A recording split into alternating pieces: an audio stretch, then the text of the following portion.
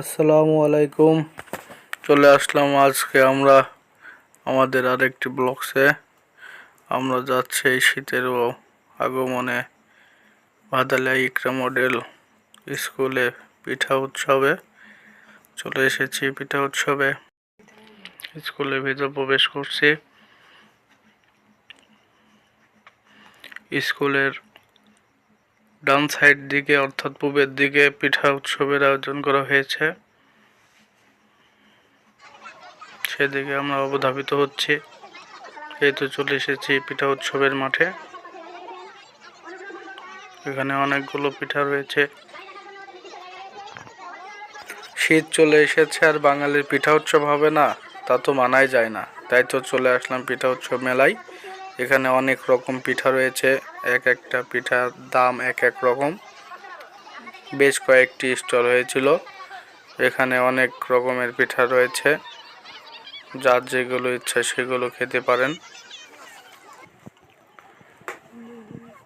আমরা খুঁজছি আমাদের সোনালী খালার দোকান, কিন্তু সেই দোকানটা খুঁজে পাচ্ছি না, কোথায় হারিয়ে গেছে জানি না। 2 দিন ব্যাপী এই মেলাটি ছিল, আজকে অবশ্যই শেষ হয়ে গেছে। ভিডিওর কাজ করার জন্য প্রথম দিনে দিতে পারি নাই ভিডিওটি। শালিকাকে দিয়েছি ভিডিও করতে, শালিকা তো পুরো ভিডিও বাদ দিয়ে শুধু ইন্টারভিউ নেওয়া শুরু করে দিয়েছে।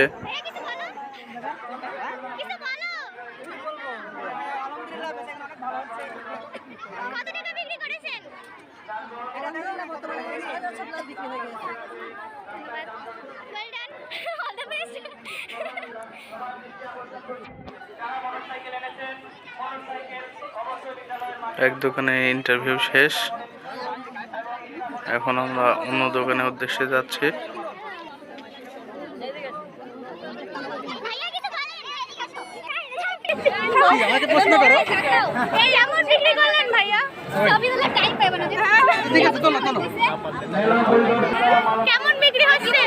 এখন পর্যন্ত কেবল শুরুর সময় তো আমরা বুঝতে পারছি না, তবে তুই সন্ধ্যার সময়